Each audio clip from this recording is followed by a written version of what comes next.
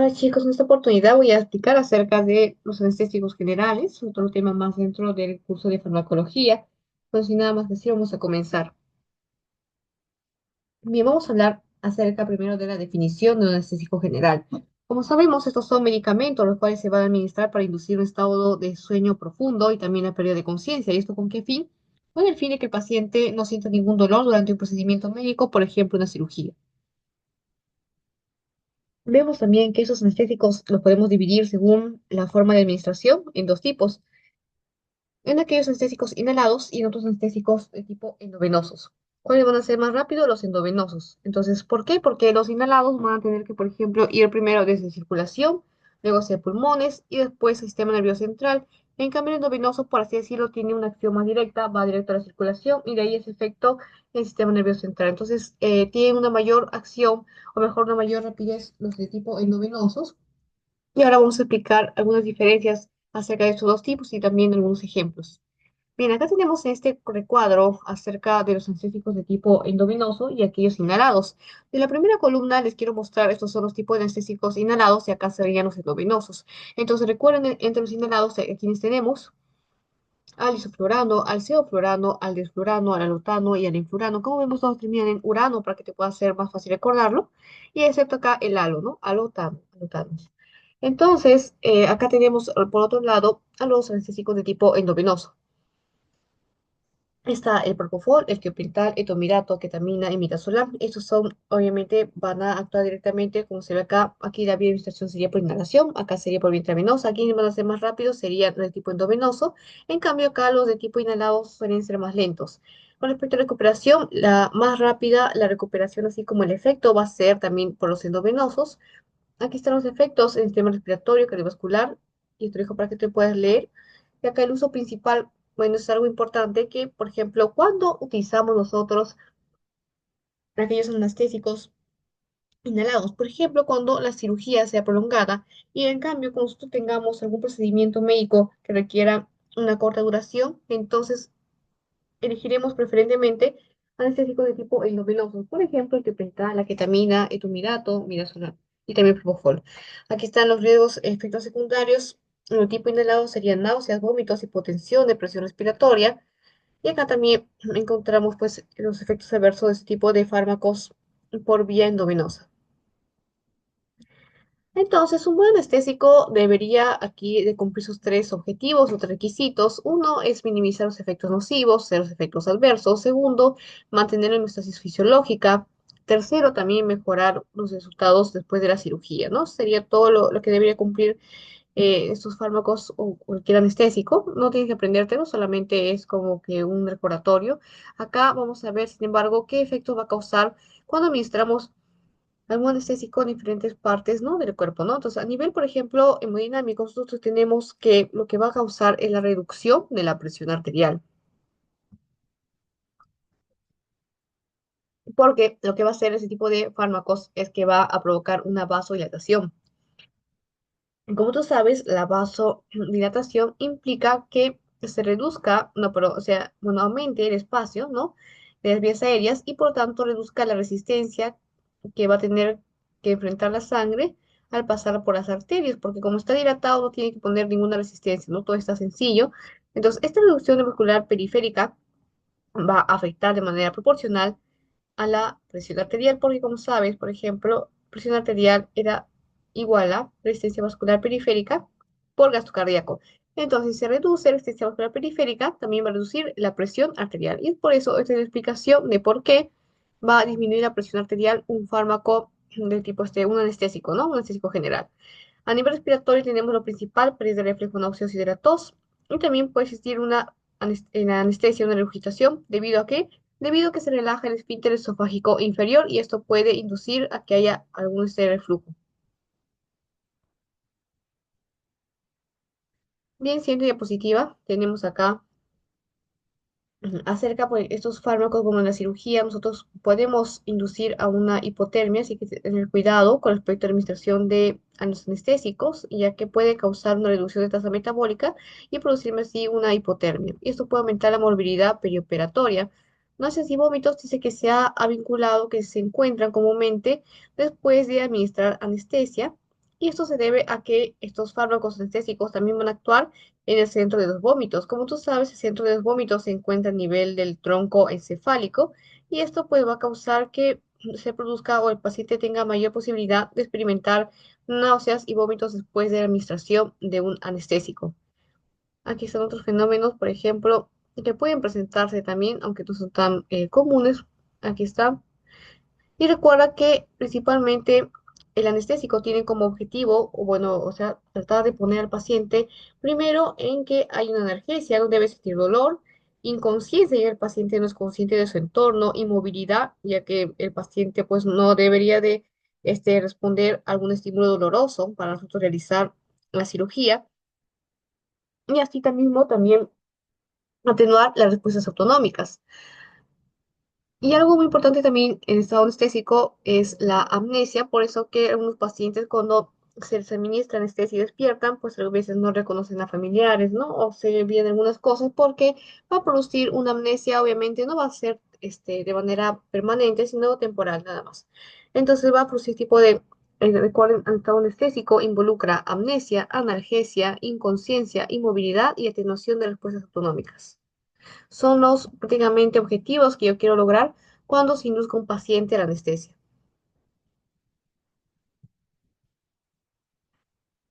Bien, acá hablaremos lo mismo que hemos estado hablando prácticamente acerca de los objetivos. Recordemos analgesia, inconsciencia, amnesia, relajación del músculo esquelético e inhibición de reflejos autonómicos no deseados. Sin embargo, vemos que pese a que se considera este tipo de, por decir así, decir los requisitos estándares de los anestésicos generales, se ha visto que ninguno de los anestéticos por sí solos va a llegar a producir estos cinco efectos. Por lo tanto, se suele utilizar a veces o combinar algunos anestésicos para lograr pues una mayor amplificar, perdón, los efectos, ¿no? Una mayor variedad de efectos.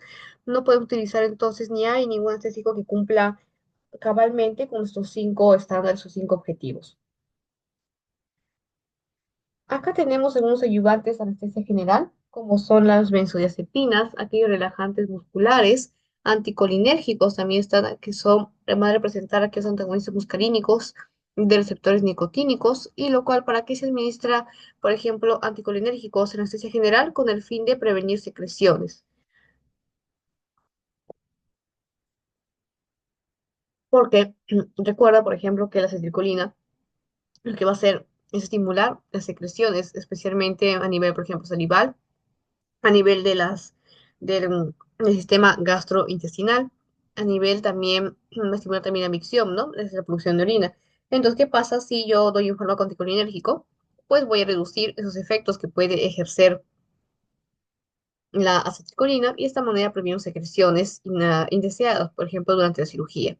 Están también aquellos barbitúricos de AU, que significa de acción ultracorta. Y aquí, como te mencioné, esos son algunos fármacos que hemos visto, anestésicos. Tiopental, recuerda que su vía es endovenosa. Etomidato también sería de tipo endovenosa. Ketamina, endovenosa. Y propofol también sería endovenosa.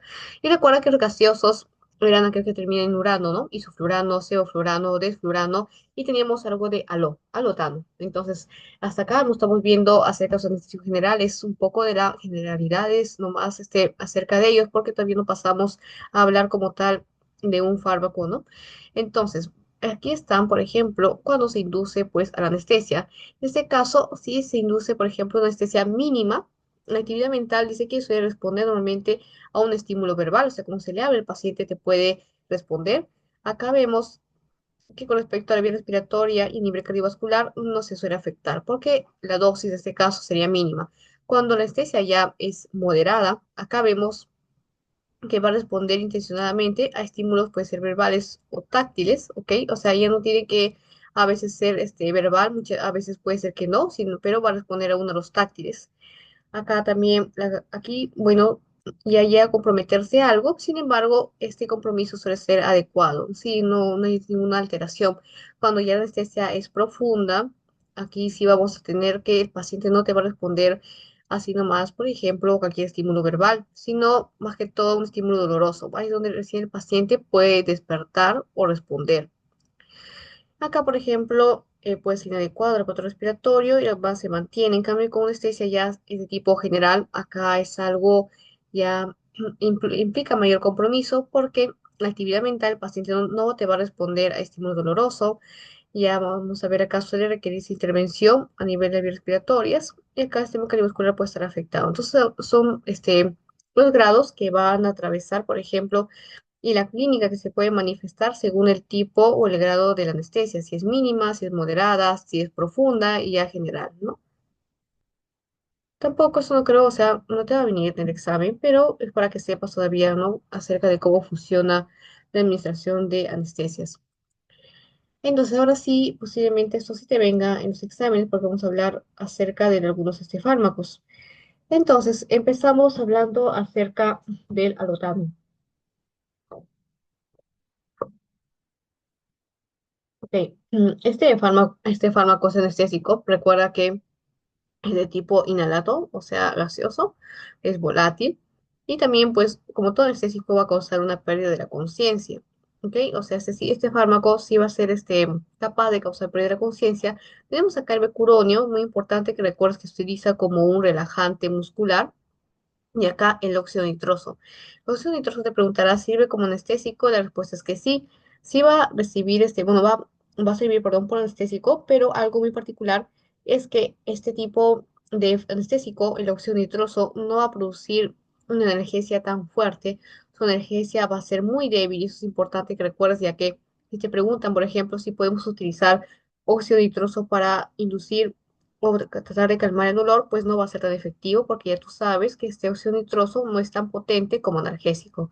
Tenemos acá el fentanilo, el cual es un opioide, que también va a servir, en este caso, como anestésico.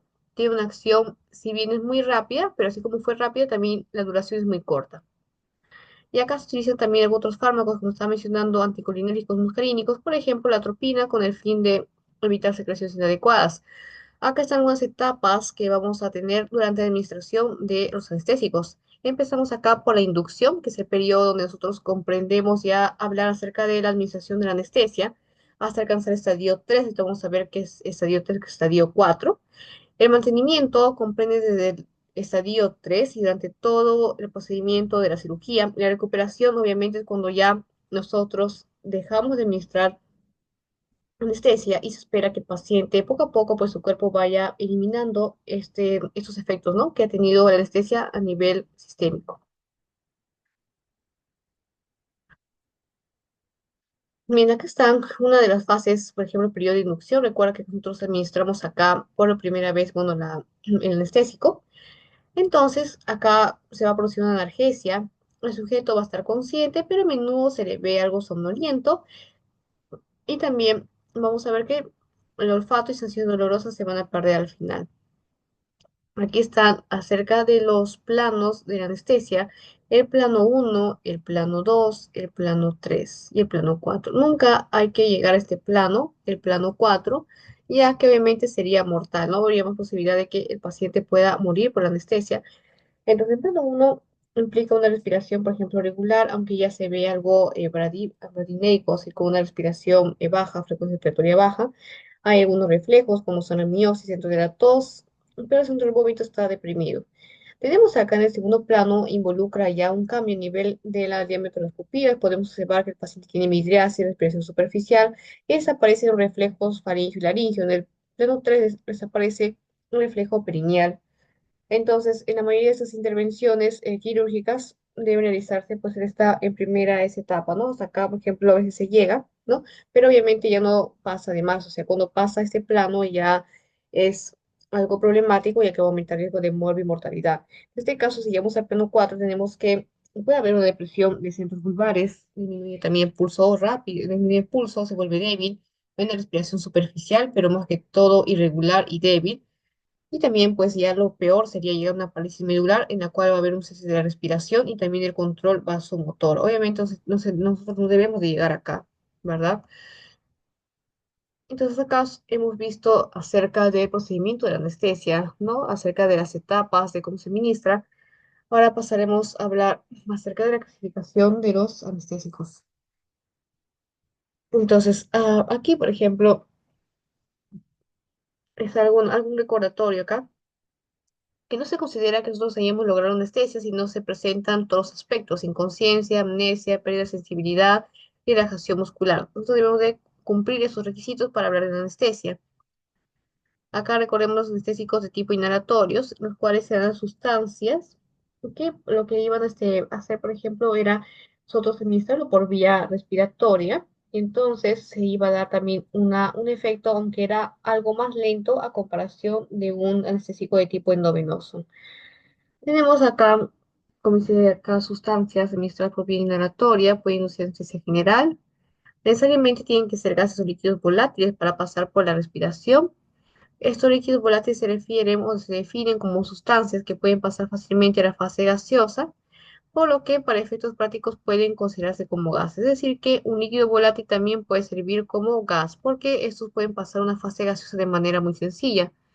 Ejemplos de líquidos volátiles están algunos éteres y hidrocarburos halogenados, como son el éter dietílico, aquí está el sulfurano, el fluorano del metoxifluorano, en los siempre tenemos el cloromorfo y aquí está, por ejemplo, el alotano, el fluorano, sevoflurano. Entonces son esos tipos de líquidos volátiles, los cuales que también van a pasar, pues si bien son líquidos, van a tener una gran capacidad para pasar a la fase gaseosa y como cuando pasan a la fase gaseosa van a producirme una anestesia, ¿no?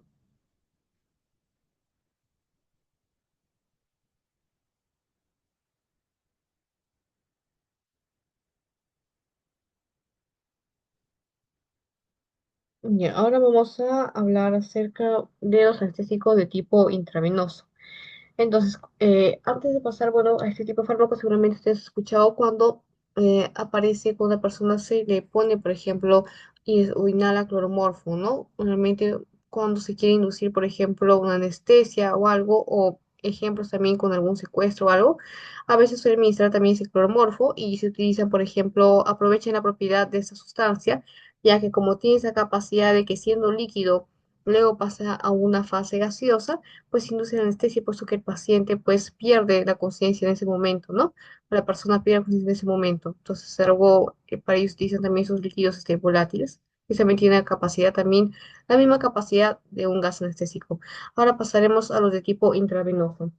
En ese caso, al usar la vía endovenosa, pues vamos a evitar el proceso de absorción, por lo cual la inducción suele ser más rápida. Sin embargo, también la eliminación va a tardar algo más, ya que no depende de un factor como la ventilación. En cambio, por ejemplo, los inhalatorios, nosotros inhalamos, entonces participa nuestro pulmón ahí, entonces participa la respiración. En cambio, acá intravenoso, como no participa, pues la ventilación no va a estar ahí para ayudar a eliminar este anestésico intravenoso, por lo tanto la eliminación se hace más lenta.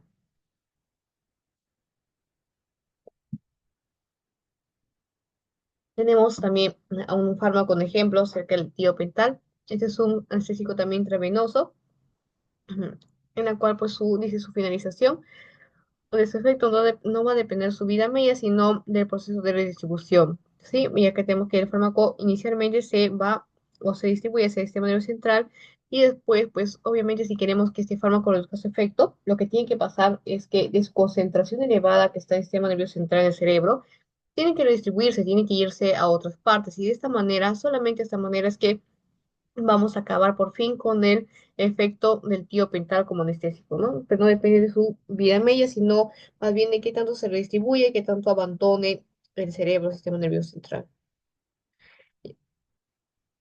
Antes de pasar, entonces vamos a responder algunas preguntas. Tenemos, a ver por acá. Entonces, ¿qué dice? ¿Cuál es el objetivo de los anestésicos generales? ¿Cuál será? A ver, estabilizar el sistema nervioso autónomo, inmunizar contra infecciones, mejorar la circulación sanguínea, producir analgesia, inconsciencia, amnesia, relajación muscular e inhibir reflejos autonómicos.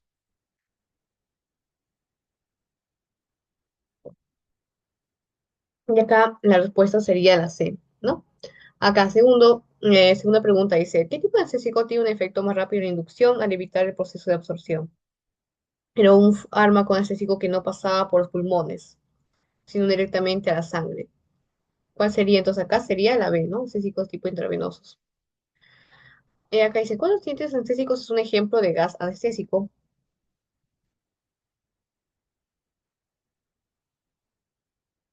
Me recuerden que es distinto un anestésico de tipo inhalado que un anestésico, por ejemplo, considerado como gas, ¿no? Así como un anestésico de tipo líquido volátil. Aquí la respuesta sería el óxido nitroso, es que no se han visto. Aquí está, mira, por ejemplo, aquí, gases anestésicos, óxido nitroso, xenón, y aquí tenemos los líquidos volátiles que también van a servir como anestésicos al pasar a una fase gaseosa.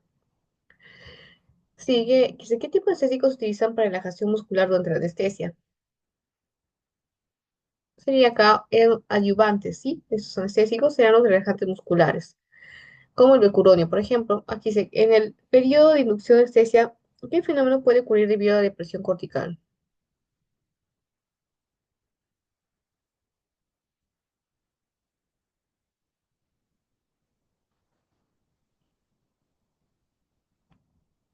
Y acá puede ser la, ya, entonces vamos a pasarnos al siguiente diapositiva.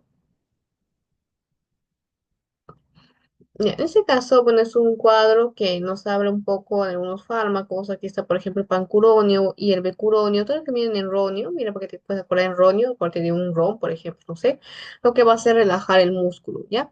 Los que van a producir analgesia, por ejemplo, aunque no tan potente, el óxido nitroso, el alotano es importante, va a producir inconsciencia, como un buen anestésico que es inconsciencia. Su cinilcolina también va a ser para relajar músculos. Entonces, tenemos a tres fármacos que sirven para como relajantes musculares y los cuales nos van a ayudar, por ejemplo, en la inducción de la anestesia, que podemos administrar junto a la anestesia. Esto sería, ¿qué cosa? La succinilcolina, el becuronio, el pancuronio, el rocuronio. Entonces, estos fármacos, por ejemplo, yo le puedo dar a un paciente que vamos a someter a una cirugía y si yo quiero que aparte, pues como te dije, no todo este anestésico va a cumplir todas las cinco funciones y si yo quiero relajación muscular, pues tendré que darle su silicolina o tal vez un pancuronio.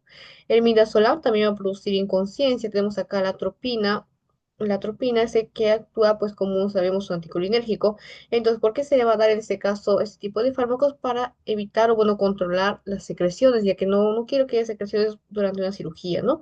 La pentazocina también como analgesia, diazepam, bueno, para ansiedad, eso, pero acá también la neostigmina, que revierte el bloqueo neuromuscular, pero eso es lo ya más importante, recordemos, esto sería fenilcolina, el pancuronio, el rocuronio, recordemos que el óxido nitroso también sirve como un anestésico, pero no tiene un buen efecto analgésico, ¿no?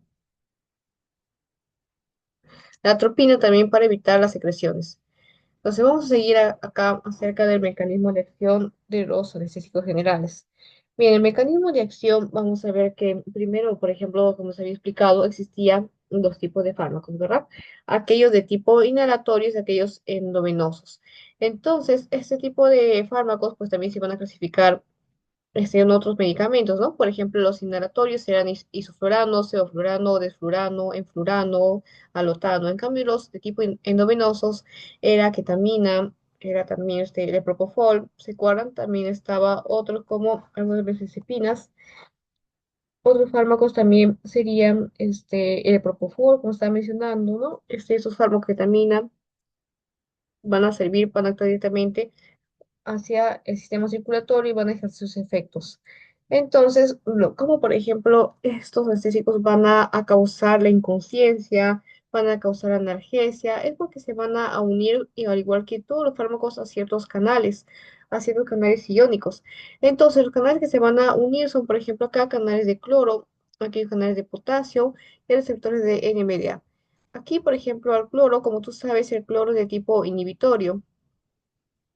Entonces, en ese caso, dice que va a estar mediado, favorecido por este receptor, que es el receptor GABA. Ambos, cloro y GABA, recuerda, son de tipo inhibitorio. Entonces, el anestésico lo que va a hacer, ya sea directa o indirectamente, es que va a causar un aumento mediado por GABA, ¿sí? En la conductancia de qué? Del cloro.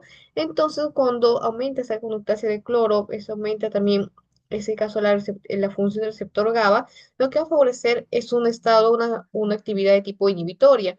Por lo tanto, pues va a causar una inhibición de la actividad de la membrana neuronal y con ello va a causar esos síntomas clásicos de depresión porque lo que está pasando, pues, es que no hay en este caso no hay una excitación a nivel sistema nervioso central, sino va a haber una depresión porque está favoreciendo los canales de tipo de cloro, canales inhibitorios de tipo GABA.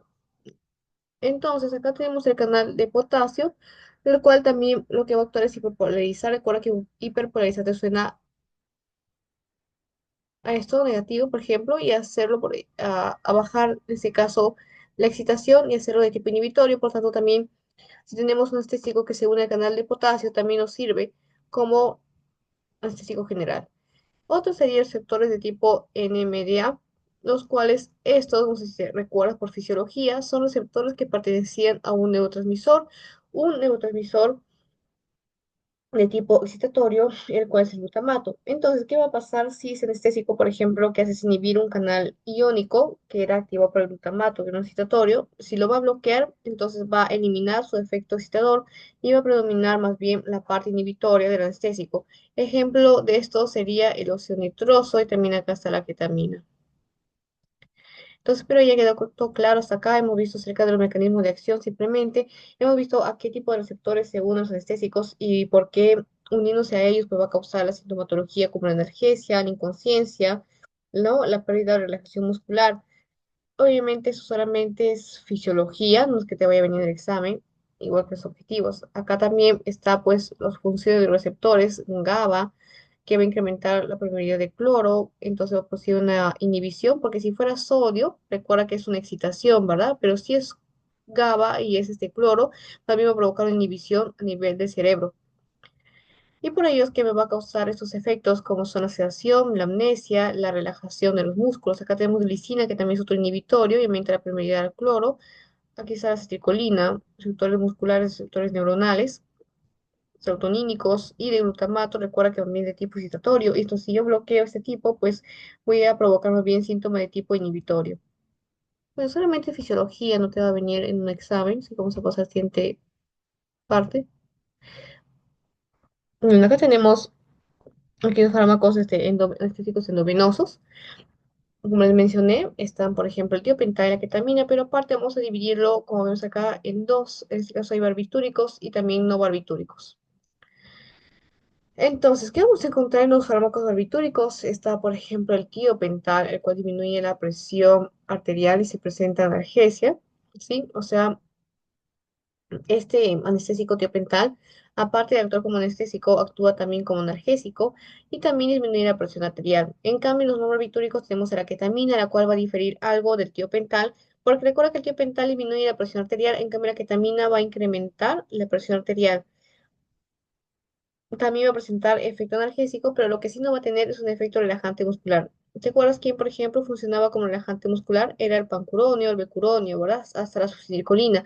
Por lo tanto, si yo, por ejemplo, quiero administrar algún fármaco, por decir la ketamina, entonces a un paciente que yo quiero que tenga anestesia, que tenga también analgesia y que tenga relajación muscular, no puedo administrar ketamina por sí sola, sino que tengo que complementarlo con un coadyuvante, con otro fármaco que sea relajante muscular. Entonces, es gracias a ello la importancia de tener pues otro fármaco que es un adyuvante que les pueda servir o complementar de alguna manera el anestésico general que yo tenga.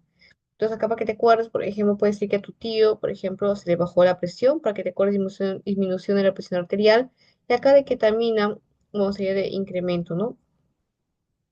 Como que tu meta, por ejemplo, acá ketamina puedes transformar la palabra como meta, tu meta es incrementar, no sé, incrementar tu dinero, incrementar cualquier cosa que tú tengas. Entonces, para que te acuerdes, tío pental, recuerda que a tu tío se le bajó la presión y tu meta es incrementar. Entonces, acá también tenemos a otros anestésicos como son el etomidato y aquí está el propofol. Entonces, estos sí van a tener algo peculiar que no van a tener efecto analgésico ni siquiera relajante muscular. No va a tener ni siquiera como el anterior, pero algo que sí va a tener es que va a disminuir la presión arterial, algo así como del tío, ¿te acuerdas? Disminuir la presión arterial. Entonces, para que te acuerdes también, otro fármaco más que igual que estos va a ser la dexmedetomidina, y para que recuerdes está, por ejemplo, etomidato, que nos dice la palabra, este es mi dato, propofol como que proponió, y desmetomidina como desmedidamente, y el nombre, ¿no? Dina. Entonces, para que recuerdes más o menos los fármacos y qué van a hacer. Entonces, aquí te dejo la mnemotecnia del tío, que se bajó la presión arterial, en este caso la ketamina, ¿no? Que tú metes incrementar, y acá el de abajo. Ahora pasamos a los gases. Como te dije, un ejemplo de gas tipo anestésico es el óxido nitroso, el cual es un débil anestésico, pero tiene un buen efecto de tipo analgésico. Entre los líquidos volátiles está el isoflurano, el enflurano, el alotano, desflurano, ceoflurano y metoxiflurano. Todos van a terminar como es acá en urano. excepto cada bueno, el alotano sería algo diferente, ¿no? Entonces recuerda algo importante, es el óxido nitroso, el cual, mira, como ves acá, no es bueno anestésico, pero sí tiene un buen efecto analgésico, ¿sí? Entonces, óxido nitroso no actúa bien como anestésico, pero sí tiene un buen efecto al momento de controlar el dolor.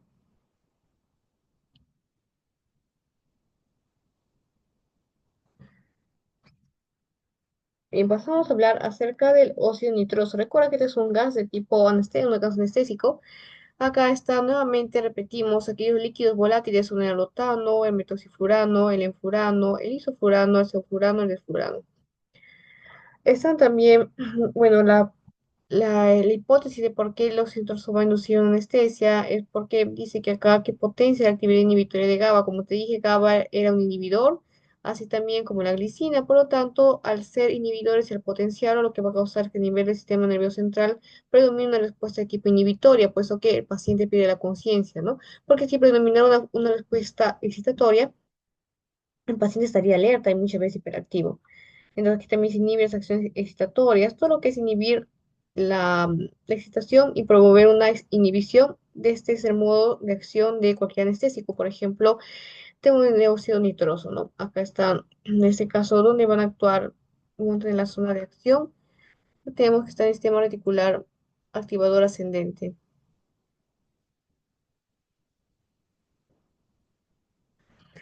Algo muy importante, este tipo de anestésicos es que van a ser rápidamente eliminados también del organismo, porque como te dije, ese tipo de fármacos se van a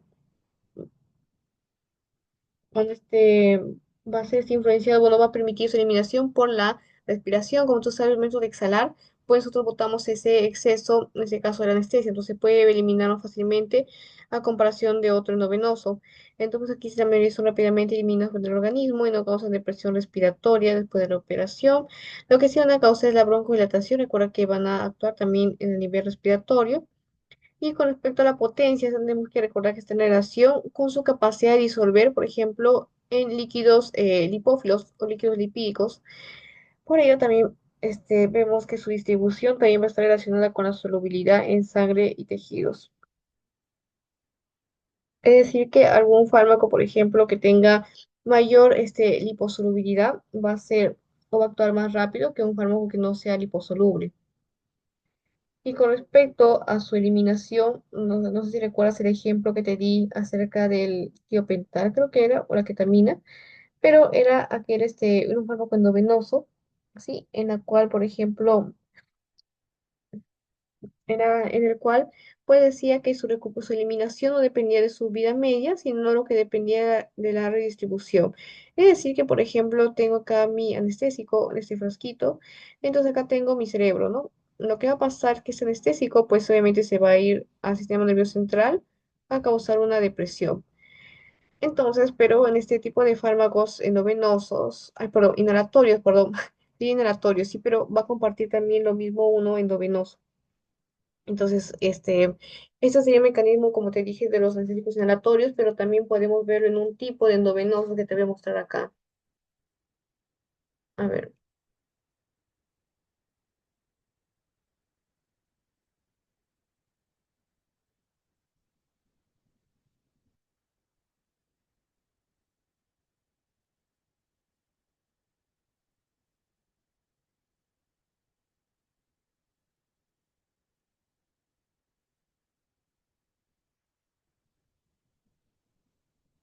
Acá, mira, por ejemplo, el tiopental, ¿no? Entonces, este es el, perdón, el fármaco endovenoso particular que va a compartir o va a ser similar su mecanismo de acción de eliminación y va a ser similar aquí no lo de tipo inhalatorio, ¿no? Porque dice que acá el tiopental no depende de su vía de eliminación, sino más bien de la redistribución. Entonces, este fármaco endovenoso comparte ese mecanismo de eliminación como lo comparten estos anestésicos de tipo inhalatorio. Entonces, como te estaba mencionando, pues acá, mira, llegó al sistema nervioso central.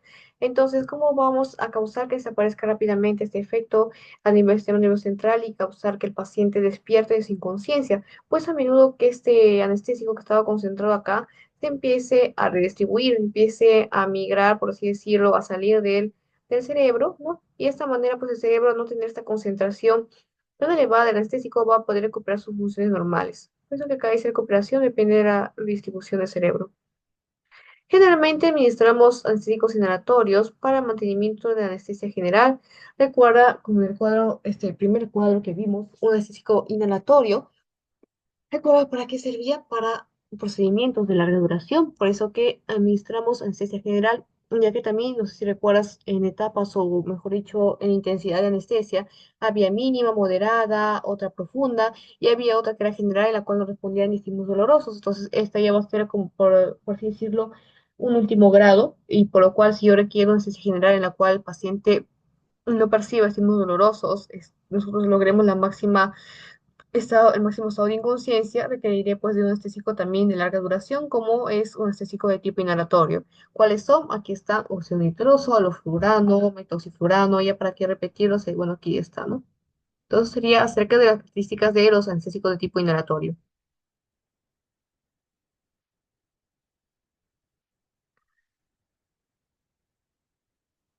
Aquí están, por ejemplo, aquellos anestésicos inhalados que se administran como gases. En ese caso, hay anestésicos inhalados de tipo halogenados, y lo que van a hacer es causar también una buena relajación del músculo esquelético. Sin embargo, al causar también este efecto, se ha visto que a nivel cardiovascular pueden producir una depresión. Entonces, y algo aún peor es que esa depresión ni siquiera estaba relacionada con la dosis, por lo cual se suspendió, por así decirlo, el uso de fármacos anestésicos inhalados exclusivamente como relajadores musculares, y por ello es que se optó por utilizar otros fármacos que puedan bloquear la unión muscular y de esta manera producir relajación muscular, ya que entonces recuerda que aparte de que los anestésicos no logran cumplir con los cinco objetivos a nivel total, si bien se encontró algunos que podrían causar relajación muscular, se ha visto que también causa un problema a nivel de corazón, por lo cual mejor se decidió pues ayudar, por así decirlo, los fármacos anestésicos con otro tipo de relajantes musculares, ¿no? Por ejemplo, el pancuronio, el succinilcolina, el bercuronio, que no son anestésicos, sino que van a ser más bien relajantes a nivel muscular. También se puede administrar con óxido nitroso, ya que lo que va a causar anestésicos también contribuye a que se disminuya el grado de presión cardiovascular y respiratorio. Acá tenemos la solubilidad, en la cual vemos la solubilidad de un anestésico inhalado en sangre, depende de vuestra relación también con el aire. Acá está, por ejemplo, el coeficiente lambda, que vos no va a ser importante, no te va a venir en el examen, pero acá te lo dejo. Ya que quiere decir que aquellos fármacos que tengan, por ejemplo, o tienen un bajo coeficiente de reparto sangre-gas, se equilibran más rápidamente con aquellos que son, por ejemplo, con una mayor solubilidad en sangre, es decir, alotano. Y acá, bueno, algo importante acerca de la inducción. Recordemos que la inducción va a ser más lenta en fármacos con anestésicos más solubles. Es decir, que yo tengo, por ejemplo, un anestésico de tipo liposoluble, así que se suele difundirse más en ese tipo de sustancias, sí que tengan lípidos, tienen una mejor capacidad de disolverse en lípidos. Entonces, aquellos fármacos que tienen una alta capacidad de disolverse en lípidos, pues estos van a ser más potentes, ya que se van a absorber más rápido en las membranas nerviosas. En cambio, aquellos anestésicos que no van a ser tan lipofílicos, tan liposolubles, sino más bien solubles en sangre, en agua, pero no en lípidos, pues estos no van a actuar tan rápido o de manera tan potente comparado a un anestésico que es liposoluble.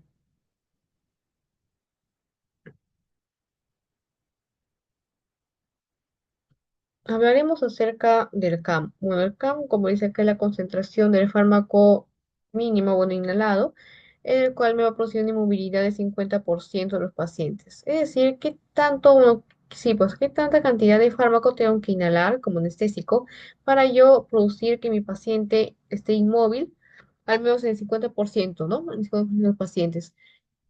También se define como dosis efectiva para que haya una ausencia de movimiento en respuesta al dolor quirúrgico. Obviamente, con esa definición que te di, tú ya puedes concluir que entre más bajo el CAM sería más potente el fármaco. ¿Esto por qué? Porque, por ejemplo, si el isoflurano tiene una CAM baja, es decir, que necesito, por ejemplo, una mínima concentración de isoflurano para alcanzar una inmovilidad del paciente. En cambio, si un fármaco tiene un CAM demasiado alto, por ejemplo, es un nitroso, lo que me quiere decir es que necesito una gran concentración para alcanzar la inmovilidad de mi paciente.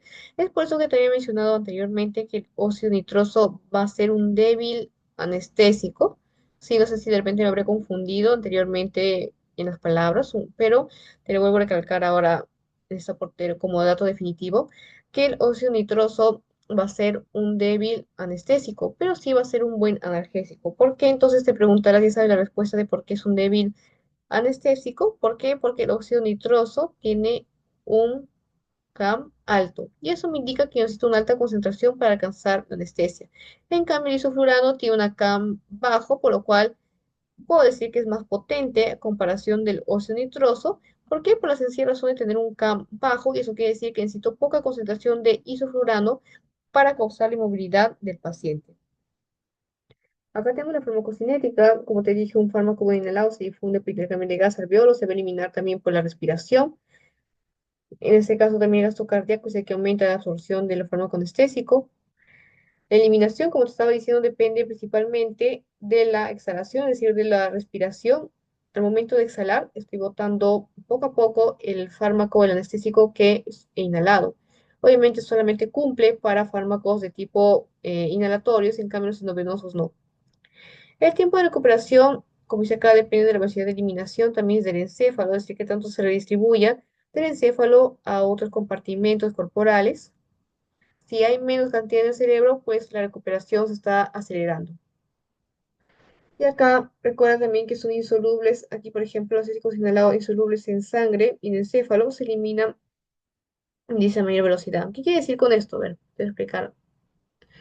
Por relación con lo que hemos estado viendo, en este caso, ¿qué dice? Insolubles en sangre y en encéfalo. Por lo tanto, si no se disuelve en sangre, recuerda que la sangre no es ningún lípido. Hay, por ejemplo, en el encéfalo hay líquido cefalorraquídeo, es decir, prácticamente es como agua, no tiene componente lipídico, y te dice que es insoluble en eso, te quiere decir que es un tipo liposoluble, ¿verdad? O llamado también lipofílico. Por lo tanto, como te había mencionado, aquel anestésico que es lipofílico, lo que va a pasar es que va a tener una mayor facilidad de una absorberse, otra llegar al objetivo y otra también eliminarse, ¿no? En cambio, un fármaco, como te digo, si esto dijera más bien soluble en sangre o en encéfalo, te quiere decir que no es tan liposoluble, no es liposoluble, mejor dicho, no es lipófilo, sino todo lo contrario, se tiene que disolver en agua, en estos líquidos, por lo tanto, cada eliminación sería más lenta. Aquí está el óxido nitroso, en este caso tiene una rápida recuperación. Yo voy a borrar un poco. Y acá tenemos, por ejemplo, ejemplos del butano, que es 2 veces más soluble en encéfalo y 5 veces más soluble en sangre. Entonces, acá es un ejemplo claro de lo que hemos visto acá explicado en la teoría. Como te dice el butano, dice que es 2 veces más soluble en el encéfalo y 5 veces más soluble en sangre. Te quiere decir que va a ser soluble en aquellos líquidos que no tienen lípidos, o sea que no es uno lipofílico, por si no te dijera, si fuera lipofílico, te dijera que sería insoluble más bien, y que más bien le gusta disolverse en aquellos componentes que contengan lípidos. Por lo tanto, al no ser un liposoluble, este anestésico es de lenta recuperación. Me dice acá, los que somos solubles en sangre son más lentos de eliminar y para llegar a este manera central es más rápida la acción con óxido nitroso y el butano al final.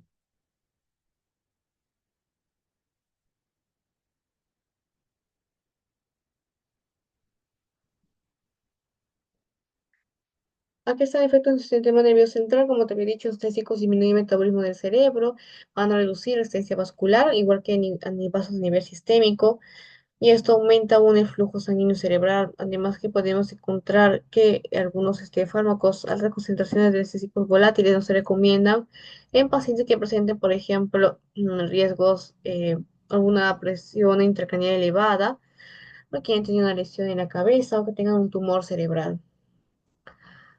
¿Y esto por qué? Porque cuando se administra algún fármaco, lo que va a pasar es que se reduce la actividad metabólica en el cerebro. Pues esto va a disminuir la demanda de oxígeno por las neuronas, porque obviamente si no necesitan mayor demanda o necesitan mayor actividad, la neurona no le va a pedir tanto oxígeno, ¿no? Entonces, este efecto es útil, sí, para el estrés general, ya que permite que el cerebro esté en un estado más controlado, en un estado más suprimido. Sin embargo, también tiene efecto, como te dije, a nivel del sistema circulatorio, no son solamente los vasos del cerebro los cuales va a afectar. Entonces, a nivel circulatorio, lo que va a hacer es también la misma acción, vasodilatar. Entonces, la vasodilatación reduce resistencia vascular periférica. Entonces, se refiere al esfuerzo que tiene que hacer el corazón para hacer bombear la sangre a través de vasos sanguíneos. Y esto pues, puede llevar a un aumento también de flujo sanguíneo cerebral, porque está vasodilatándose, como te digo, va a reducir la resistencia vascular periférica y permite que haya un mayor flujo a nivel sanguíneo. El problema surge que cuando yo le quiero dar un anestésico, por ejemplo, a una persona que tenga aumento de la presión intracraneal, como ya el mismo fármaco anestésico va a causar un aumento del flujo sanguíneo cerebral, si es de este paciente, pues va a incrementar aún más su flujo sanguíneo cerebral, esto aumenta tanto, y como tú sabes, el aumento, en este caso sanguíneo, causa también un aumento de la presión dentro del cráneo, lo cual es peligroso, ¿no? Porque puede interrumpir ciertas estructuras cerebrales y también interrumpir el flujo sanguíneo.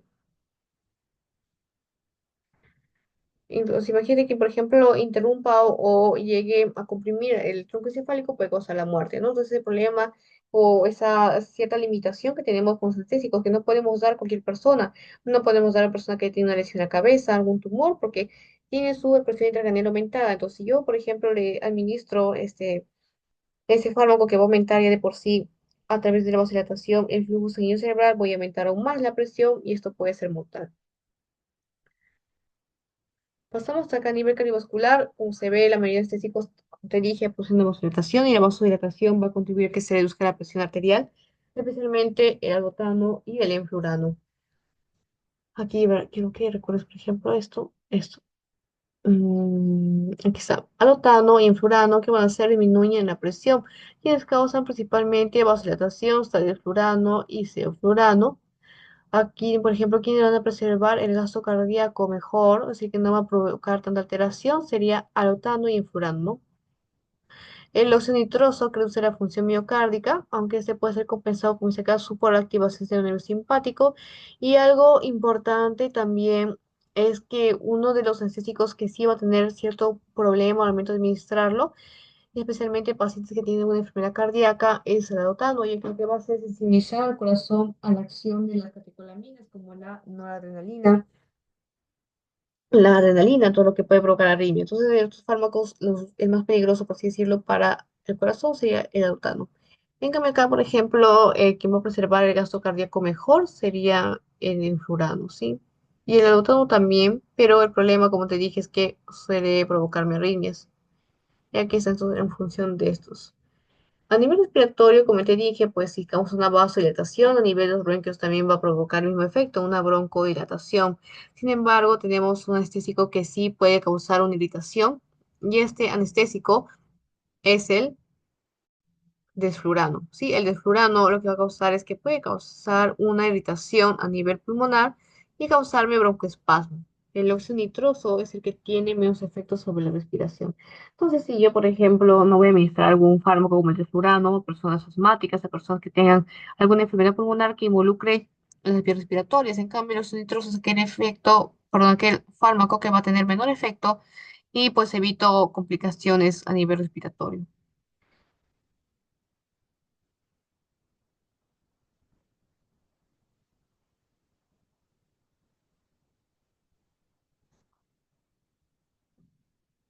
Vamos a borrar todo un momento. Ya. Pasamos acá. Nuevamente estamos hablando de cómo, bueno, estos fármacos van a ejercer su acción. Está a nivel cardiovascular, como te dije, quienes van a disminuir la presión arterial, los anestésicos, y sulfurano disminuye la resistencia vascular periférica, alotón influrano disminuye el gasto cardíaco. A nivel respiratorio se encuentra que son depresores, recuerda que van a causar también una broncodilatación y aumenta la frecuencia respiratoria en unos casos. Aquí está, por ejemplo, en este caso tiene la misma acción, como te digo, de un agonista beta-2 enérgico. Recuerda que un agonista beta-2 enérgico utilizado para el tratamiento del asma también. Bueno, que es utilizado recuerda que un agonista beta-2 alérgico es utilizado en tratamiento de asma, pero usualmente para ataques agudos no se recomienda como una terapia de manera pues regular, no tiene ningún beneficio. En cambio, el mejor fármaco hasta ahora utilizado para tratar el asma serían los corticosteroides, ¿no? Los sistémicos. Entonces acá pues esos son los efectos que hace a nivel cardiovascular, a nivel respiratorio. Pasamos a ver en la siguiente. Vamos a pasar a las preguntas, entonces. En este caso, ¿cuál de los síntomas estéticos inhalados es conocido por sensibilizar al corazón a las catecolaminas y puede provocar arritmias? Entonces, ¿cuál sería ese fármaco? Recuerden que era nocivo, para ese caso, para nivel cardiovascular. Y la respuesta sería el alotano, ¿verdad? El alotano. Entonces, aquí dice, el estético inhalado es un conocido uno conocido por causar broncoespasmo y también causa irritación.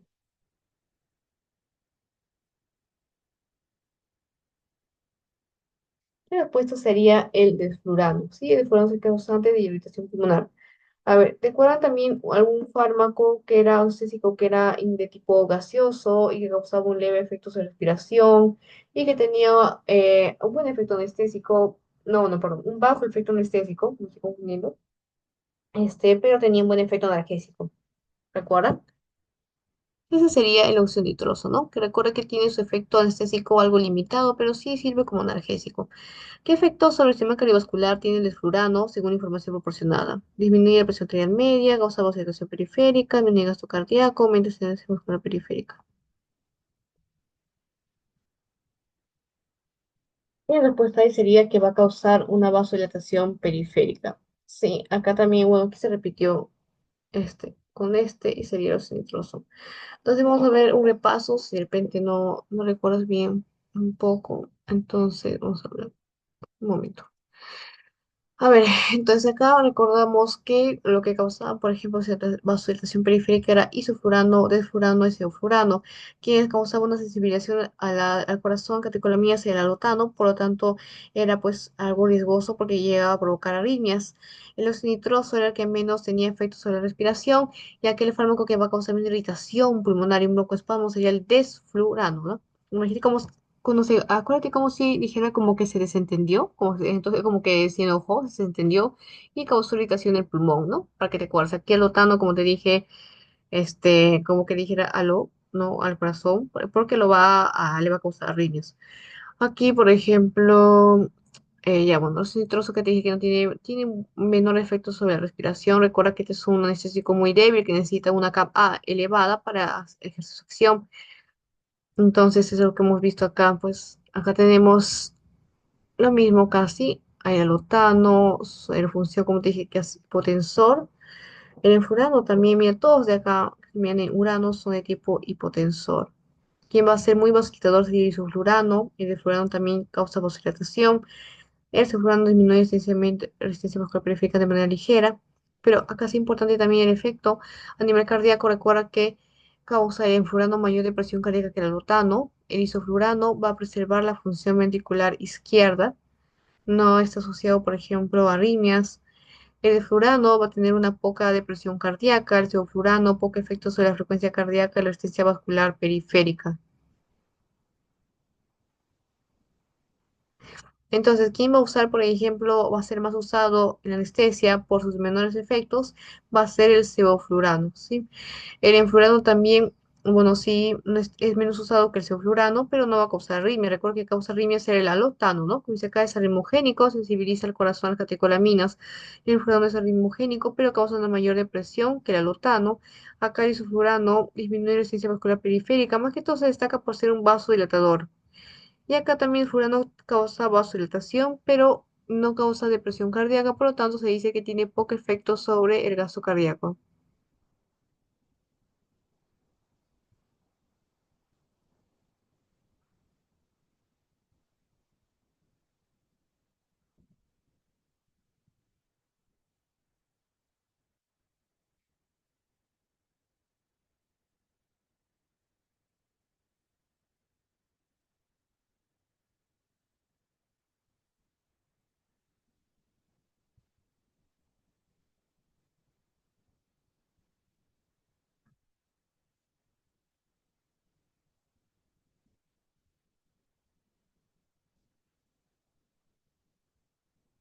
Bien, entonces seguimos acá y hemos pasado este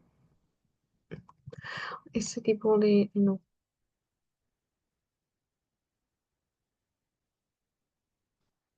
ahí hemos resolvido esas preguntas. Ahora pasamos acá. Acá pues tenemos a los fármacos anestésicos, como te dije, el alutano va a producir una broncodilatación, aunque no irrita la vía respiratoria, ¿sí? Entonces el alutano recuerda que sí va a causar problemas a nivel cardiovascular, va a ser ritmogénico, pero tenemos que a nivel, por ejemplo, respiratorio no va a causar ningún problema, pero sí va a llegar a, bueno, dilatar las vías respiratorias.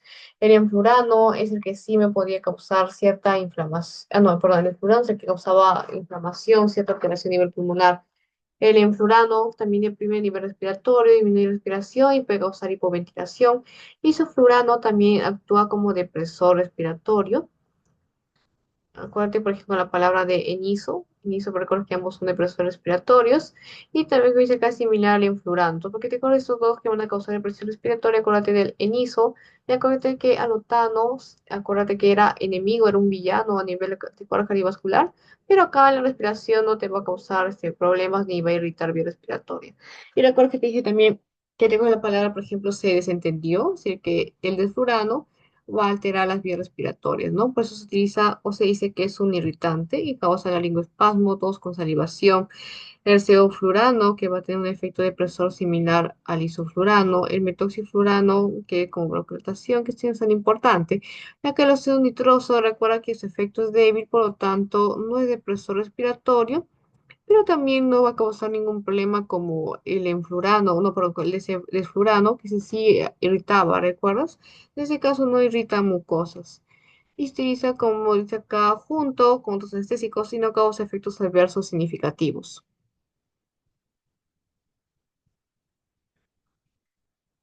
Entonces, mucho ojo con este tipo de anestésico del desflurano, ya que este va a causar laringoespasmos, en cambio con su nitroso, pues no va a causar eso. Acá están otros fármacos, lo mismo, metoxifurano similar al lotano, nitroso, como te dije, no produce alteraciones cardiovasculares y debe utilizarse en concentraciones de oxígeno superiores. Aquí tenemos la acción de los anestéticos generales en diversas partes, en este caso del organismo. Empezamos en el riñón, y lo que va a causar que a nivel renal es que va en este caso a causar resistencia vascular renal, ¿sí? Entonces tenemos algunos que son anestésicos nefrotóxicos, como son el enflurano y el metoxiflurano.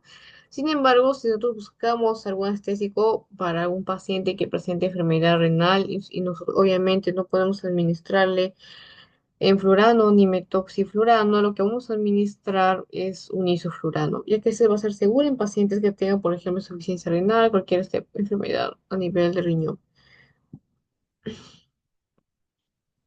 A nivel hepático, también vamos a encontrar algunos fármacos hepatotóxicos y otros fármacos también seguros. Entonces, no sé si recuerdas que el alotano, por ejemplo, era un arritmogénico que causaba arritmias en el corazón. A nivel respiratorio no iba a causar nada, pero acá otra vez el alotano le dice o le saluda al hígado avisándole que le va a atacar, así que sería un hepatotóxico. El isoflurano, por otro lado, tenemos que es seguro en pacientes con enfermedad hepática, ¿sí? Entonces, un fármaco, tenemos aquí al mismo fármaco, el cual es pacífico, por así decirlo, es el isoflurano, ¿no? Que es tanto seguro para pacientes con enfermedad renal y también para enfermedad hepática. Recuerda que, bueno, para que te acuerdes, por ejemplo, puedes asociarlo como iso, como si fuese igual, ¿no? Como si este fármaco dijera, todos somos iguales, ¿no? O sea, como que promoviera la paz y pues por ello que es seguro tanto en enfermedad renal como en enfermedad hepática. No sé si te pueda servir lo que te he mencionado para que puedas recordarlo fácilmente. En músculo uterino, pues acá tenemos algunos anestésicos, también como el lotano. El lotano también va a ser un potente relajador uterino, pero ¿qué pasa? Que puede incrementar la aparición de hemorragia uterina. Acá como que se reveló este fármaco, sí, el lotano, porque ya puede inducir a la aparición de la hemorragia. Acá tenemos el óxido nitroso, el cual tiene poco efecto como relajante a nivel uterino. También tenemos la toxicidad en los anestésicos inhalados. Recuerda que puede suceder una hipertermia maligna, que si bien es poco frecuente, es muy mortal y eso sucede, por ejemplo, cuando se administran fármacos como anestésicos, perdón, con bloqueadores neuromusculares como la succinilcolina. Recuerda que también está el becuronium, el pancuronium. Entonces, esta administración, esa combinación puede aumentar el riesgo de una hipertermia maligna. Entonces, ¿qué síntomas tengo o cómo sospechar que mi paciente está atravesando por una hipertermia maligna? Pues la clínica nos va a decir que puede haber espasmo muscular, como ya su mismo nombre lo dice, pues inferir la hipertermia, tiene que estar ahí presente. Aparte, está también hipertensión, taquicardia y anomalías a nivel electrolítico.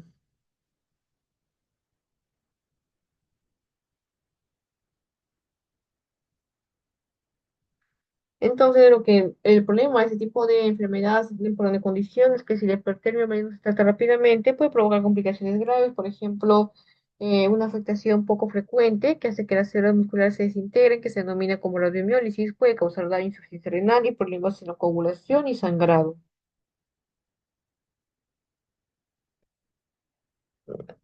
Aquí el tratamiento consiste en medidas de sostén, incluido el dantroleno, el cual es un relajante muscular que bloquea el calcio. Individuos susceptibles, tenemos receptor y en el músculo esquioso anómalo. Entonces, es algo importante que te voy a mencionar, es que la hipertrofia maligna es un trastorno muscular hereditario, ¿sí? Que o sea, es genético. Pero lo que va a pasar es que obviamente no se manifestó de nacimiento ni nada así, porque lo que necesitaba para activarse ese trastorno, enfermedad de causa genética, era el desencadenante, que es la administración, por ejemplo, de anestésicos inhalatorios o de succinilcolina en una anestesia general. Entonces, cuando el paciente que ya tiene ese trastorno genético, que obviamente está, por así decirlo, oculto, cuando se le administra un anestésico inhalado, cuando especialmente cuando se le da un anestésico, por ejemplo, más un bloqueador neuromuscular, lo que va a causar es que mi paciente pueda reaccionar, ¿sí? Reaccione mal porque ya tiene ese trastorno muscular hereditario y va a incrementar rápidamente su temperatura, se van a dar contracciones musculares intensas, y por eso que se genera este síndrome. Por eso que dice acá que en pacientes, este caso que tiene enfermedad, ese trastorno de por medio, se dice que se está vinculando a una alteración con respecto al receptor de la renodina. Entonces, este receptor es el que está alterado y va a interferir con la regulación de calcio en el músculo, puesto que se da como tratamiento un bloqueador de calcio, que es el dantroleno. Aquí tenemos el tratamiento contra la hipertermia maligna.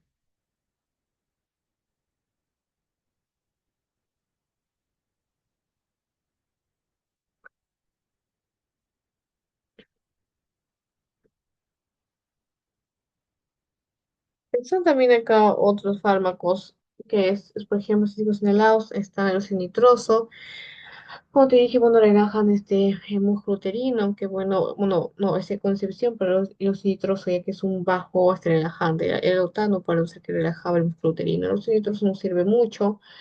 Como te dije, este es un nitroso, aparte de ser un débil anestésico, va a tener una poca propiedad, y es más, se dice que ni tiene propiedades relajantes del músculo estriado, y carece de una potencia suficiente para inducir la anestesia por una cirugía.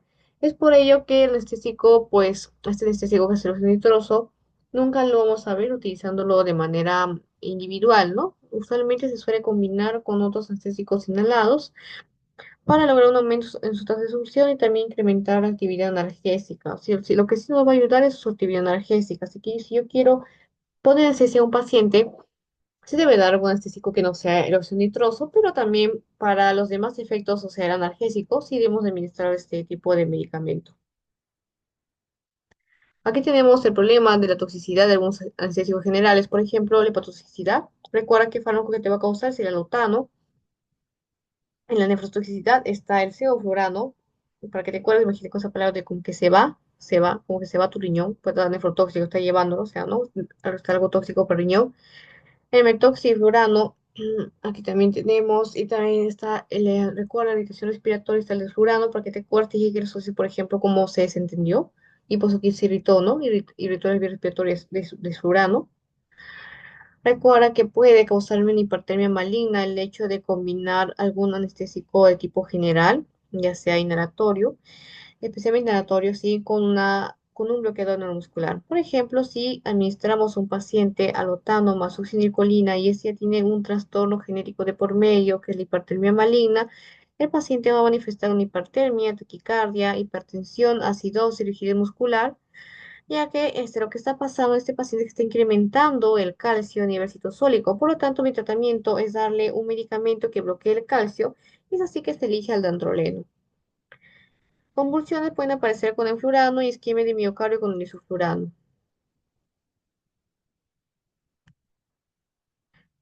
Pero que recuerdes, importante también, perdón, el isoflurano, que si bien puede causarte problemas a nivel del miocardio, recuerda que ese fármaco era bueno en algunos casos. Era bueno, por ejemplo, a nivel renal, ya que era un fármaco seguro, y también a nivel hepático era bueno, ya que no producía ningún daño y estaba relacionado con un efecto adverso a nivel hepático. Pasaremos ahora a hablar acerca de los anestésicos intravenosos. Ya hemos visto bastante sobre los tipos de inhalatorios, hemos visto acerca de fármacos como el sevoflurano, del furano, el furano, recuerda que el alutano era de tipo, bueno, causaba arritmias, ¿no? Recuerda que otro fármaco que era el desenflurano causaba irritación de las vías respiratorias. Otro fármaco que te había mencionado era el óxido nitroso, que se caracterizaba por tener, si bien un buen efecto analgésico, tenía un poco, o tenía muy bajos efectos de tipo anestésico. No era útil para inducir anestesia por sí solo y se utilizaba en combinación con otros anestésicos.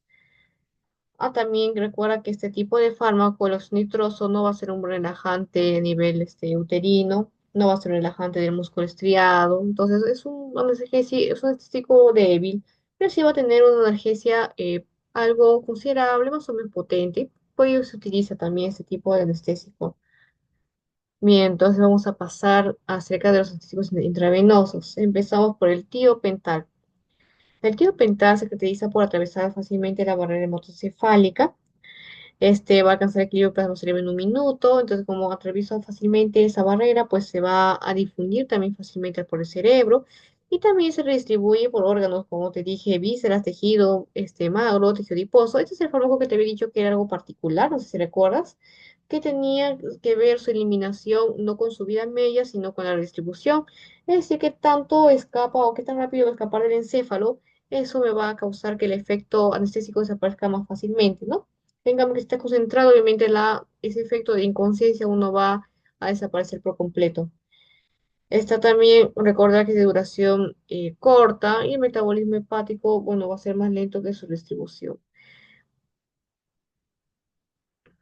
A nivel sistémico va a causar disminución del flujo sanguíneo cerebral y también consumo de oxígeno, porque no va a requerir que las neuronas demanden, no sé, oxígeno para aumentar el metabolismo, porque, como te dije, en una anestesia, pues estás inducida a una relajación, una inconsciencia. Disminuye también la presión arterial y gasto cardíaco, como en la mayoría de los anestésicos. Aumenta la capacitancia venosa. Y es importante recordar que este tiopental no es un buen relajante muscular. Por lo tanto, si tú quieres causar una relajación muscular, le tienes que dar al paciente pancuronio, becuronio, fusinecolina, ¿verdad? Pero solamente tiopental, no. El uso, como te dije, está para inducir anestesia. A menudo se utiliza con otros anestésicos inhalados y quizás en reacciones adversas que pueden causar, por ejemplo, en situaciones de hipovolemia, en shock, en sepsis, puede causar un colapso circulatorio. Si la anestesia no es profunda, puede causar salivación, laringo y broncoespasmo. Bien, vamos a pasar entonces, aquí se te lo dejo para que lo puedas aprender, ¿no? Ahora vamos a pasar a otro fármaco más, otro anestésico de tipo endovenoso, sería la ketamina.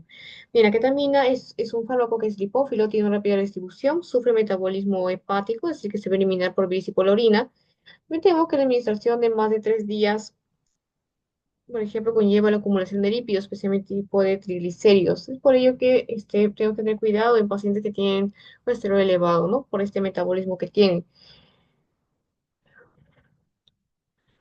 Se utiliza principalmente en aquellos pacientes que tienen riesgo de hipotensión y broncoespasmos. Utilizamos la ketamina. La ketamina puede administrarse de varias vías. Tenemos la por vía intravenosa, intramuscular, está la vía oral, rectal, aunque no va a provocar dolor en la inyección y excitación como los anestésicos, pero puede generar cierto movimiento involuntario que suele confundirse con la excitación, pero en sí no ha provocado esto. Aquí está la ketamina, vemos que también con el paso del tiempo, en la actualidad, ha pasado de ser un simple pues anestésico y se empezó a utilizar como droga recreativa, lo cual obviamente no es nada beneficioso, lo cual también es ilegal. Aquí están efectos farmacológicos, recordemos que pues anestesia de tipo disociativa, hay catatonía, amnesia, analgesia, pero sin inconsciencia. Es un analgésico muy potente. Produce una estimulación libre cardiovascular. Aumenta, por ello, si estimula el libre cardiovascular, por ello tú debes deducir que aumenta la frecuencia cardíaca, aumenta el gasto cardíaco, también aumenta la presión arterial de 2 a 4 minutos. Aumenta el flujo sanguíneo cerebral como autoanestésico. Porque pues una vasodilatación, recuerda. También aumenta el tono muscular y la presión intraocular. Entonces, como estaba diciendo, es un analgésico potente, sí creo que puede ser un analgésico potente, pero también va a aumentar la presión arterial. Es algo particular con respecto a otros tipos de anestésicos, porque hemos visto que más bien nosotros disminuyen la presión arterial a provocar vasodilatación, pero acá tenemos que este fármaco, en vez de disminuir la presión arterial, va a provocar un aumento de la presión arterial. Es como dije que te acuerdas, por ejemplo, con ketamina, como que tu meta es tener más, ¿no? O aumentar más, aumentar. Y aquí, por ejemplo, en el tío Pental, te dije que recuerdes que se disminuye la presión arterial, como que a tu tío, por ejemplo, se le bajó la presión, ¿no? Le baja la presión arterial y mira que también baja el flujo sanguíneo cerebral, baja también el consumo de oxígeno, baja la presión arterial y también el gasto cardíaco. Y acá tu meta también es incrementar, ven que acá incrementa casi todo. Y es un buen analgésico. Los usos se encuentran en pacientes externos, niños quemados, pacientes de avanzada edad, de poco riesgo y pacientes con shock. Algo que más bien no compartían acá porque en este caso no podíamos dar tiopental a pacientes que tengan, por ejemplo, shock, ¿no? Pero en cambio casi, otra diferencia más. Las lesiones adversas están en desorientación, ilusiones sensoriales, perceptuales, vividos con emergencia, entre otros. Y acá, obviamente, si esto queremos reducir el efecto de lesiones adversas, debemos administrar ese diazepam y esta dosis para disminuir la incidencia de efectos adversos.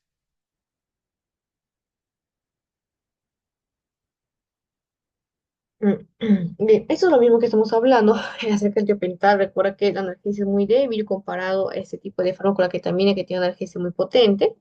En cambio, acá su analgesia va a ser débil. Aquí va a producir, a que tu tío se va a bajar la presión, sería una hipotensión, ¿no? Y acá, de acuerdo a la ketamina, como que tu meta es llegar a más, incrementa la presión arterial. No produce relajación muscular, pero lo que se produce son laringoespasmos. Está contraindicado en porfiria. Pasaremos a hablar acerca de las benzodiazepinas, que también nos sirven como anestésicos. Están midazolam y eretimidato. Entonces, entre los fármacos, el midazolam se encuentra que va a servir para la sedación, pero también puede provocar una amnesia anterioridad, aunque ese tipo de efecto va a ser temporal. Actúa también con relajante muscular. El etomidato, perdón, induce también anestesia, no tiene efecto analgésico. Se utiliza también en pacientes asmáticos, en enfermedad vascular y aquellos también que presentan fasciculatoria periférica. La ketamina, como ya te había explicado, tiene un efecto analgésico, sí va a ser potente, la anestesia va a ser tipo disociativa, va a incrementar la presión arterial a diferencia de tiopental. Entonces aquí están diferencias de tiopental y ketamina, tiopental, analgesia muy débil, ketamina, analgesia potente, tiopental, hipotensión, ketamina, incrementa la presión, ¿no? Y acá, por ejemplo, el problema de la ketamina es que puede inducir alucinaciones después de cirugía, y el tiopental es que puede causar broncoespasmo y también va a estar contraindicado en la porfiria. Aquí está el Propofol, que es otro anestésico de vía endovenosa, no te vayas a confundir y pensar que es inhalatorio, el cual también es similar a perdón, aquí a los barbitúricos, de acción ultracorta, recuperación más rápida, sedante, sin efecto, pero acá hay importante que no tiene efecto analgésico también. Entonces aquí vamos a algo así importante. Un momento, a ver.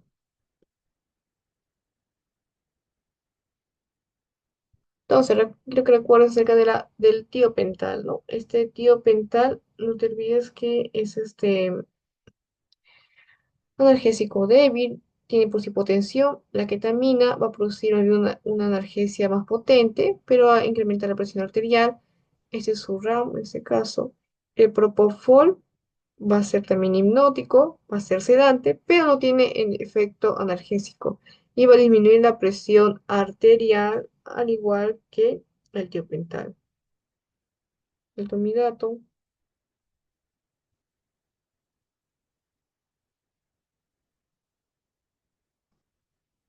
Entonces sería lo más importante que quiero que recuerdes de todos estos fármacos de tipo endovenoso. No voy a pasar sin diapositiva.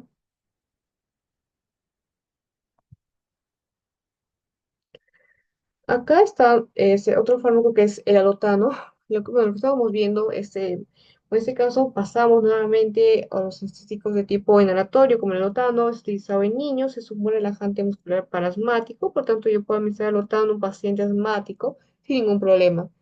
Isoflurano pues mueve la relajación muscular, estabiliza el gasto cardíaco, no aumenta la presión intracraneal y tampoco es un problema contra las arritmias, sí, no van a causar arritmias. En cambio, el alotano, o sea, produce arritmias, tiene cierta toxicidad hepática. Te acuerdas que te dije como que el alotano saludaba, decía no, o aquellos órganos que va a hacer daño, ¿no? Por ejemplo, al hígado, al corazón.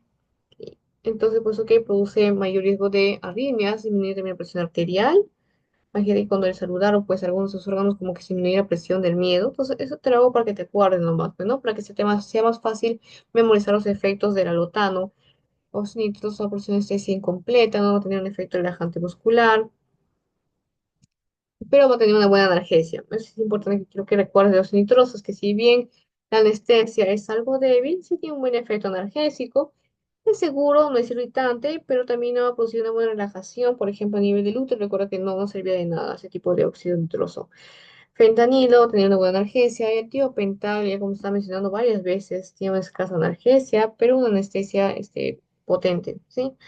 Y van a causar laringoespasmo, va a tener baja relajación muscular, pero que sí, algo típico, bueno, importante es que también va a bajar la presión arterial a diferencia de la ketamina.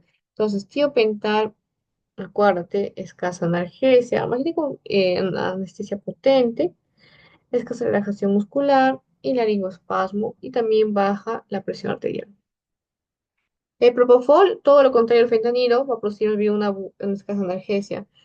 Bueno, acá, esta modalidad, hasta acá hemos terminado en sí con todo lo importante que deberías saber, pero acá te dejo una ampliación más de cada fármaco, si quisieras saber más de isoflurano, que es lo mismo que te mencionaba acá.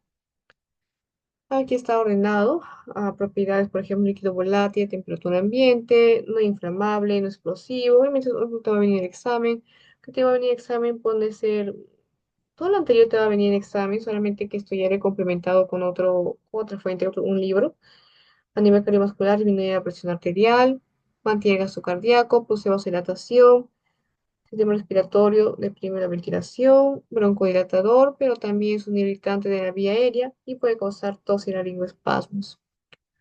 Como te repito, esto de acá, esta diapositiva, la que sigue, la que sigue, la que sigue, estos son ya como complemento. Antes de esto, todo lo anterior, sí, es todo lo anterior, basta con que te aprendas eso para que puedas dar un buen examen. Es lo principal que te van a preguntar. Ya acá te dejo también una extensión de cada fármaco, isoflurano, como te dice aquí aumenta la presión intracranial en pacientes, pues relajación muscular.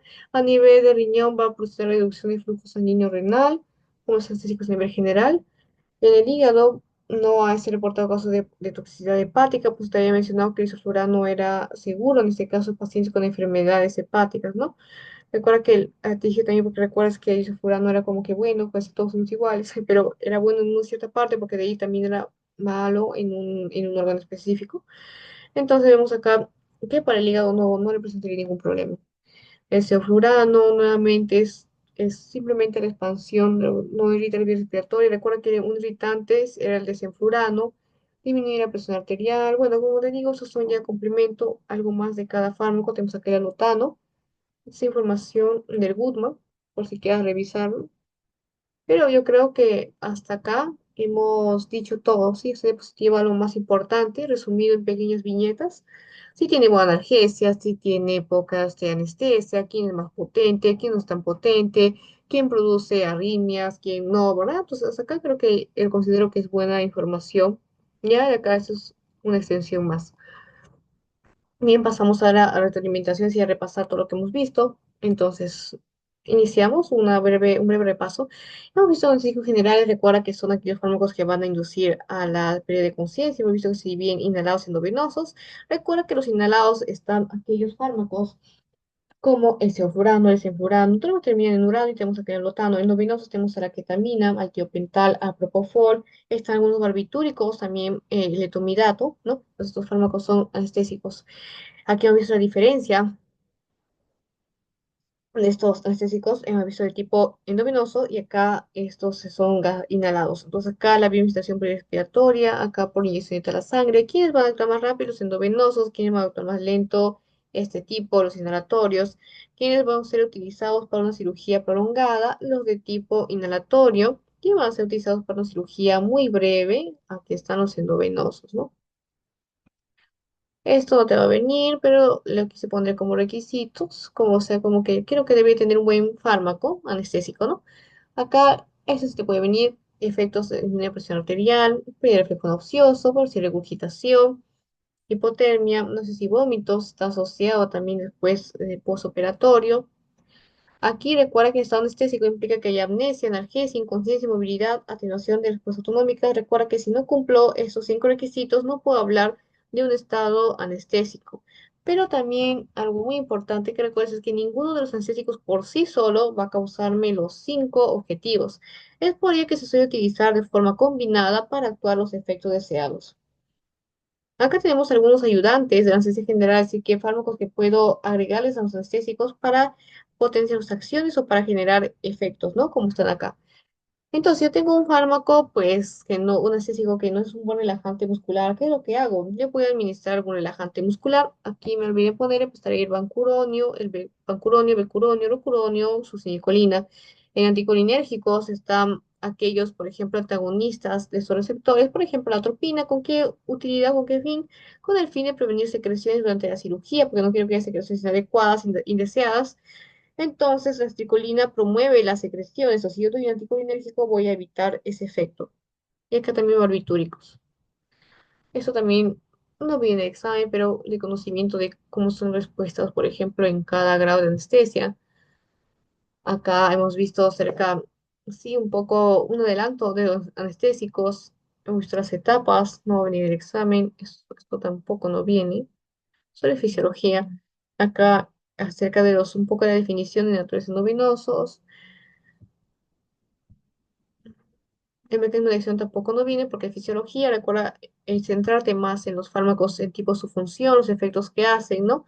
Acerca también del mecanismo de, más que todo el mecanismo de acción sus clínicos, porque reacciones adversas, que te aprendas así, no sé, a cabalidad total, o sea, palabra por palabra, complicaciones, como que no mucho. Yo creo que lo más importante son algunas que otras contraindicaciones, sí, pero más que todo el uso clínico. Aquí están aquellos fármacos barbitúricos, no barbitúricos. Recuerda que barbitúricos representan tiopental, no barbitúricos anfetamina. Recuerda de tiopental y ketamina diferentes, ya que el tiopental produce una disminución de la presión arterial y una baja analgesia. En cambio, la ketamina elevaba la presión arterial y tenía un buen efecto analgésico. El tominato propofol, desmetilina, que está en la memotrina acá también. Muy visto acerca de los nitros, el cual no era un buen anestésico, pero sí era un buen analgésico. La solubilidad, recuerda que te dije también que dependía pues de qué tan liposoluble era, es decir, que si era más soluble a líquidos que contengan lípidos o líquidos liposolubles, va a ser más fácil de llegar o de ejercer sus acciones y también más fácil de eliminar. El CAM, quiero que recuerdes que es la concentración mínima de fármaco que necesito para causar la inmovilidad en un paciente. Y eso vemos, por ejemplo, hay CAM baja y CAM alta. Cuando nosotros hablamos de un CAM baja, significa que necesitamos poca cantidad para alcanzar inmovilización. Pues se dice, por ejemplo, una CAM alta, necesitamos una gran concentración del fármaco para causar inmovilidad. Por lo tanto, una CAM baja se asocia a un buen efecto, a un fármaco anestésico potente. En cambio, una CAM alta, como los nitros, se asocia a un anestésico, pues, muy débil, ¿no? Que no tiene buena acción. Recuerda que la principal vía de eliminación de estos fármacos inhalatorios consiste en la exhalación a través del aire expirado. El tiempo de recuperación va a depender de la velocidad de eliminación del encéfalo, es decir, de la redistribución, ¿no? Qué tan rápido escape del encéfalo el anestésico después de haber dejado de administrarlo. Pues de esa manera voy a recuperar más fácil mi conciencia y cómo estaba anteriormente la anestesia. El problema, acá recuerda, no te olvides también de administrar anestésicos a nivel sistema central y aquí las contraindicaciones en pacientes que tengan aumento de la presión intracraneal. A nivel cardiovascular, aquí te dije que era que va a causar ciertos fármacos, a nivel respiratorio, a nivel cardiovascular lo mismo. Mm, Aquí te dejé también un cuadro para que puedas repasar estas preguntas. Acá hemos visto, como te dije, cada fármaco y cómo va a actuar. Recuerda que el nivel respiratorio que envía a irritar las vías será el desflurano. Te dije que te acuerdas con esa palabra como que se desentendió, como que se enojó, entonces va a irritarse, ¿no? Y al que no irritaba era el alutano, pero el alutano recuerda que era malo para el corazón, ya que podía generar arritmias, ya que sensibilizaba el corazón a las catecolaminas. El óxido nitroso no es ni un buen depresor, pero ni tampoco va a irritar mucosas. Y acá, acuérdate de lo eniso, que son ambos depresores respiratorios. Va a ser muy similar a ambos. A nivel uterino, hemos visto que el óxido nitroso es un más relajante uterino. Y el alotano, pues, tenía la desventaja de que podría causar o predisponer a una hemorragia uterina. A nivel hepático, el hipototóxico del alotano y el sulfurano era seguro. Igualmente, aquel sulfurano también era seguro para enfermedad renal. Mientras que en el furano y el metoxifurano son nefotóxicos. Mira, en el furano y metoxifurano. ¿Por qué te acuerdas? Puedes asociarlo, por ejemplo, con metro, no sé, ¿no? Metoxifurano como metro y en furano como enfermo. Como que se enfermó, no sé, en el metro, por ejemplo, como nefrotóxico, ¿no? No sé, son un mecanismo para que te hagas recordarte, por ejemplo, aquí está toxicidad, nefrotoxicidad. Como te dije, un fármaco que va a causar irritación respiratoria es el desflurano, convulsiones asociadas al enflurano, isquemia y isoflurano.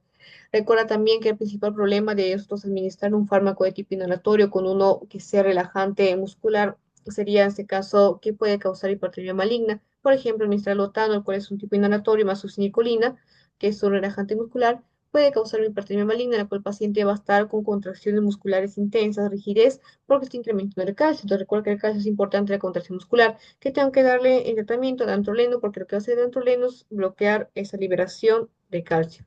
De esta manera se bloquea la contracción. Aquí estaba pasando sus fármacos endovenosos, etiopental, la ketamina, recuerda que son ambos casi, tienen cosas opuestas.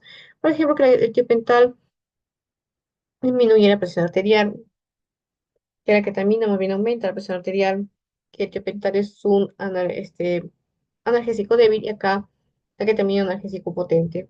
Acá también te di lo mismo, un poco más detallado, propofol, ya que son otros fármacos. Entonces, hasta acá que te aprendas estos fármacos, yo creo que sería una buena base. Y de aquí, estos demás ya son una extensión de cada fármaco, por si quieres memorizarlo.